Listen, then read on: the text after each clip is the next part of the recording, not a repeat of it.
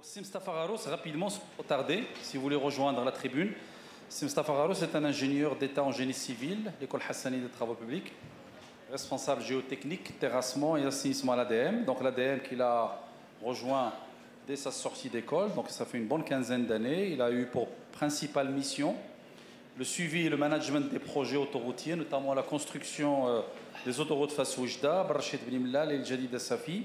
Il a également occupé le poste de manager de projet de l'autoroute de contournement de Rabat, puis des travaux de triplement de l'autoroute de contournement de Casa. Donc, Sir Gharos, vous avez une bonne petite quinzaine de minutes pour nous faire votre exposé sur ce qu'a fait Autoroute du Maroc en matière d'efficacité hydrique. Tfadal. Merci Fikret. Donc, salam alaikum. Je suis le dernier intervenant aujourd'hui. Je vais essayer de respecter les 15 minutes qui m'est allouées.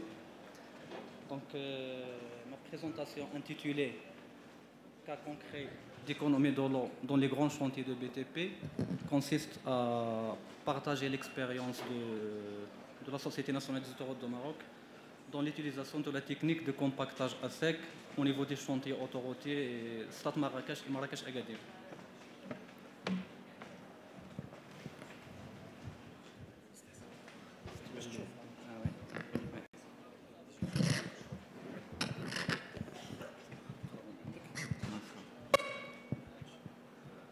Donc voici rapidement une carte de réseau autoroutier qui illustre donc les deux chantiers où la technique de compactage à sec a été utilisée à grande échelle. Donc il s'agit de chantier Skhor Hamna à Marrakech, d'une linéaire de 84 km, et donc les travaux ont été réalisés entre 2004 et 2007, et le chantier Marrakech-Agadir qui fait une longueur de 230 km et qui a été, dont la mise en service a eu lieu depuis 2010. Alors ces deux grands chantiers sont globalement situés en zone aride, caractérisée par un climat chaud et sec, donc de faibles pluviométries annuelles qui ne dépassent pas 200 à 300 mm, et aussi une évaporation très importante. Donc de même, les contrastes thermiques sont importants, avec des extrêmes pouvant aller de -3 à plus 50 degrés. Et donc les matériaux locaux présentent un état hydrique très sec, avec une faible teneur en eau de l'ordre de 1 à 3%. Donc de la problématique posée au niveau de ces deux grands chantiers, donc qui résident dans l'aridité du site et la pénurie des ressources en eau. Donc en fait, les nappes souterraines sont très profondes et les ressources hydriques sont rares et même parfois inexistantes. Alors le défi d'une gestion rationnelle de la consommation de l'eau pendant l'opération de compactage des matériaux de remblai nous a poussé à penser à une solution alternative qui est le compactage donc, des matériaux à leur état naturel, au compactage à sec, au lieu de compactage classique par voie humide. Donc, je rappelle juste les exigences pour le compactage des remblais. En fait, donc, le critère qui permet d'évaluer la qualité de compactage des remblais et la densité. Alors le GTR, le guide de terrassement routier, exige un niveau de densification de Q4, c'est-à-dire une densité moyenne sur toute l'épaisseur de la couche compactée qui doit dépasser 95% de la densité optimum Proctor normale, qu'on va voir par la suite, et la densité en fond de couche qui doit atteindre 92%. Donc le principe de compactage classique de remblai, suivant Proctor, il consiste donc à une énergie fixée de faire augmenter la teneur en eau jusqu'à atteindre une teneur en eau optimale Proctor qui correspond à la densité maximale de sol compacté. Or, l'obtention de cette teneur en eau optimale Proctor, elle nécessite un apport des quantités considérables en eau nécessaires pour humidifier les matériaux à compacter, étant donné que ces matériaux présentent des teneurs en eau très faibles, comme déjà signalé avant. Donc la technique de compactage à sec répond à cette problématique de pénurie de ressources en eau pour le compactage des remblais. En fait, comme on le voit clairement sur cette courbe, donc l'énergie, la densité des remblais, elle croît avec l'énergie de compactage, tandis que la teneur en eau, à l'optimum, elle décroît. C'est-à-dire, plus on augmente l'énergie de compactage, moins on aura besoin de l'eau pour compacter le remblai. Autrement dit, donc, à faible teneur en eau, on peut avoir une densité maximale de remblai en augmentant l'énergie de compactage. Bon, certes, le compactage à sec, contrairement au compactage classique par voie humide, qui est bien encadré par le GTR, alors ce compactage à sec, elle nécessite des études spécifiques, notamment la réalisation des planches d'essai avec les matériaux et matériels disponibles. Donc ces planches ont pour objectif de définir le protocole de compactage et de mise en œuvre des matériaux à l'état sec, de manière à atteindre l'objectif de densification Q4 qui est exigé pour les remblais. Alors le compactage à sec, en comparaison avec le compactage classique, a montré que la densité en fond de couche sont comparables entre les deux modes de compactage, tandis que la densité de la partie supérieure de la couche, elle est trop faible pour le compactage à sec. Alors ce déficit de compactage de la partie supérieure, il est généralement d'une couche N, il est généralement rattrapé par le compactage de la couche suivante. Donc les planches d'essai réalisées nous ont permis d'établir des prescriptions pour le compactage à sec des remblais. C'est-à-dire pour chaque type de sol rencontré, nous avons défini les classes de compacteurs à utiliser, l'épaisseur des différentes couches de remblais, la vitesse des compacteurs, le nombre de passes et ainsi de suite. Donc les résultats des planches d'essai ont été satisfaisants, que ce soit en termes de densité ou de compacité, qui sont très comparables avec le compactage classique par voie humide. En outre, les compacteurs vibrants, notamment de classe V4 et V5, et à la limite la classe V3, ont montré leur efficacité pour l'obtention d'une qualité satisfaisante de compactage. Par ailleurs, les compacteurs à pneus n'ont été utilisés que pour la stabilisation de la zone de surface par un léger apport d'eau.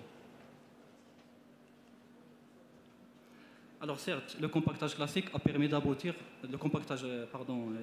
sec a permis d'aboutir à des résultats concluants en termes de densité et de compacité. Toutefois, il y a certains points de vigilance pour lesquels des dispositions sont nécessaires à prendre. Alors ces points de vigilance concernent notamment les types de matériaux utilisés, la production de fines sous l'effet de compactage.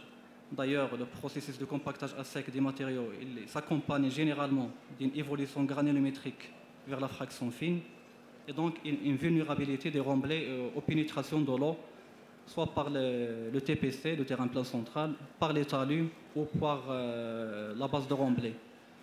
Ceci pourrait induire alors des résultats, des risques d'instabilité dans le corps de remblai monté à sec en cas d'imbibition ou d'humidification ultérieure par des eaux de pluie. Pour cela, des mesures constrictives ont été adoptées pour la conception et la réalisation des remblais compactés à sec. Alors, c'est la première disposition adoptée est la protection ou l'encagement de noyaux de remblai, comme on le voit sur la photo. Donc, l'encagement par des matériaux charpentés qui présentent un comportement granulaire pour éviter toute érosion des matériaux de noyaux de remblai. La deuxième disposition prise est l'adoption d'une pente douce des talus au lieu d'une pente raide, notamment pour les remblais de grande hauteur. Aussi, la PST a été compactée par voie humide et exécutée en matériaux insensibles à l'eau. Donc voici une illustration des mesures qui récapitulent les mesures constrictives adoptées pour un remblai compacté à sec.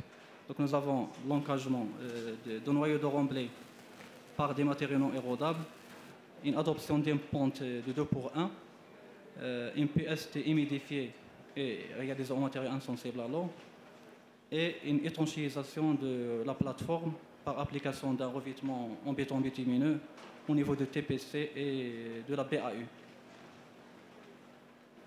De même, le TPC a été réduit à 3 mètres avec réalisation d'une DBA. Alors l'ensemble de ces dispositions réduit considérablement les infiltrations d'eau dans le corps de remblai. La dernière partie de mon exposé concerne donc les apports de cette technique de compactage à sec. Alors bien évidemment, la première raison pour le compactage à sec est l'économie de l'eau. Pour illustrer ceci, nous avons pris un cas de la section autoroutière Ergane-Emskrud d'une longueur de 50 km et nous avons calculé les volumes d'eau nécessaires pour changer l'état hydrique des matériaux de l'état hydrique naturel à l'état optimum Proctor. Donc, les matériaux au niveau de cette section sont représentés par le diagramme sectoriel suivant. Donc, nous avons des limons, des siltites qui sont prédominants, des alluvions et des colluvions. Donc, voici le tableau qui récapitule le calcul des volumes d'eau. Pour chaque type de matériau, en déterminant sa teneur en eau naturelle, la teneur en eau optimale Proctor et la densité Proctor ont été déterminées par l'essai Proctor. Les volumes des matériaux étant connus, on peut alors calculer le volume d'eau à incorporer à chaque type de matériau qui est exprimé par la formule suivante. On obtient alors,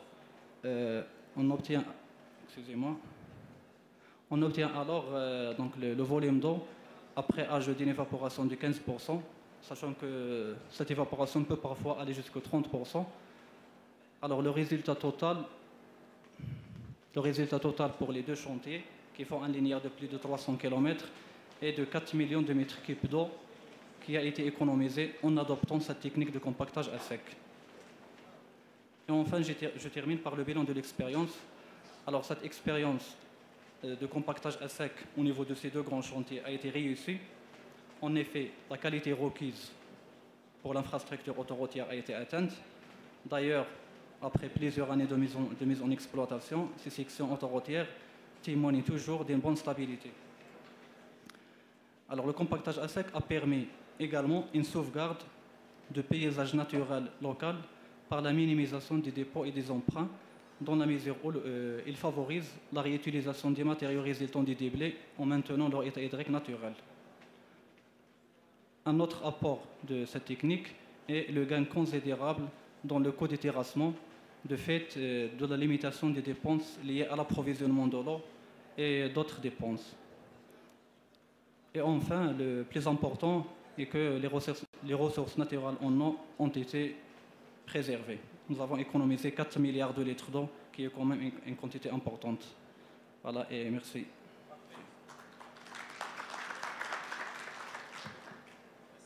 Merci beaucoup, Seraros. Merci d'avoir respecté le timing. Et merci pour cette très bonne expérience de l'ADM.